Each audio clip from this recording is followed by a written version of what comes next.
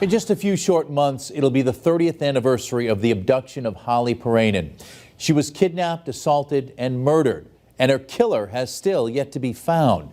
Tonight, we're digging deeper into her case, talking with both investigators and Holly's family. Western Mass News reporter Paris Dunford has the story. Leah Jolene was only 13 years old when her 10-year-old cousin Holly Piirainen was abducted back on August 5th, 1993. Their grandmother calling Jolene's family to tell them. Holly's gone. We can't find her. Holly went for a walk with her 5-year-old brother to visit neighbors' puppies while at her grandparents' summer cottage on South Pond and Sturbridge. But her brother returned home and Holly never did. Holly's father went looking for her, but only found her sneaker left behind. And I'm like, what? This person or people must have done to her. How scared she must have been, like in the car being driven God knows where. 79 days later, Holly's skeletal remains were found by hunters in a forest in Brimfield. Investigators determined she had been abducted, assaulted, and killed. How on earth could someone do something like this? Just driving down the road, like, hey, I think I'm just gonna grab a kid and kill.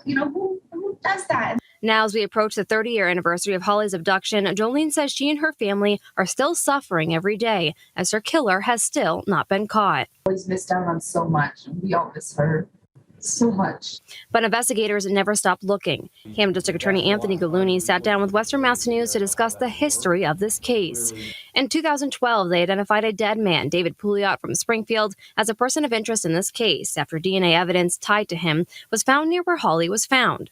In 2020, investigators received a tip that led them to the grave of another man who would have been 18 at the time of Holly's murder. His remains were exhumed in search of a letter that may be tied to this case. Frankly, there's no shortage of persons of interest. Just given the time that the case has been investigated, 30 plus years now, and the community engagement with this case going back to 1993. At this point now, we've organized all that. We've made contact with hundreds of individuals, even in just the last couple of years. Most recently, the DA's office announced a small breakthrough in the case, a tank top found at the crime scene. They asked the public to help identify where the shirt came from or who it may have belonged to. We are interested in determining who owned the shirt, its origin, or places where it was known to be sold, anything about its manufacture, or any information regarding its association with the area where Holly was found in the 5 Bridge Road area of Brimfield. And since that update back in February, Gallooni says his office has received dozens of calls from the public. The public came forward, and we had a dedicated tip line. We've gotten at this point dozens of phone calls.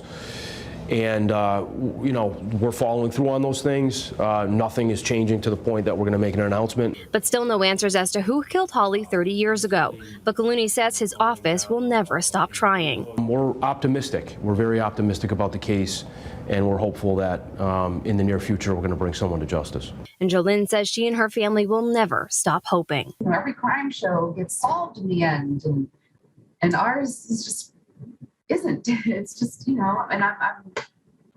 I struggle with that, with trying to make peace. Reporting for Western Mass News, I'm Paris Dunford.